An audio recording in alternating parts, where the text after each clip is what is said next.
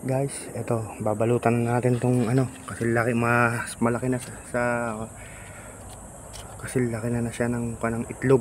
Ayan, guys, pwede nang balutan. Ayan, tetestingin na natin kahit na dalawa. Tingnan natin kung hanggang saan siya lalaki. Ayan, guys. Then, eto guys, puputulin na natin to. Yung part na to ng kanyang sanga. Ito, hanggang sa may woody. Ayan, guys. Ayan, pinutol na natin, guys. Para walang pa siya ng usbong. Ayan, guys, pinutol na natin. And ayan, may mga kasunod pa yan, guys. Ito, parang ito lang ang matitira. Tingnan nyo isa. Ayan, tingnan natin kung alin yung magiging mas maganda dyan sa dalawa.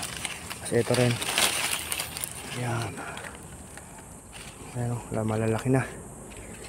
Pero ito lang muna ang babalutan natin. Sabi nila, ayan, pagka sila na na itlog, pwede nang balutan. Ito, gagamit tayo ng dyaryo tsaka plastic. Ayan, guys. Ayan, guys, nabalutan na natin. Ayan, dalawa. Dalawa. Ayan.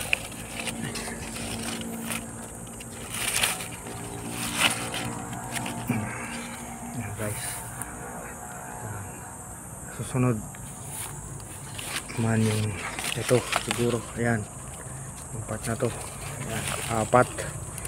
Tingnan natin. Pero ito testing lang yan, kasi sabi nila dapat daw isa lang, may iwan dyan. Pero testingin natin, nangihinayang kasi ako. Testingin natin, pero panigurado, kung ano nila yun, certified na kailangan talaga isa lang. Pero tingnan pa rin natin kung, kasi malaki naman yung sanga eh. Yan, malaki naman eh. Siguro ito dito, bali siguro isa lang may iwan kasi liit ng sanga eh. Maliit yung mga sanga niya.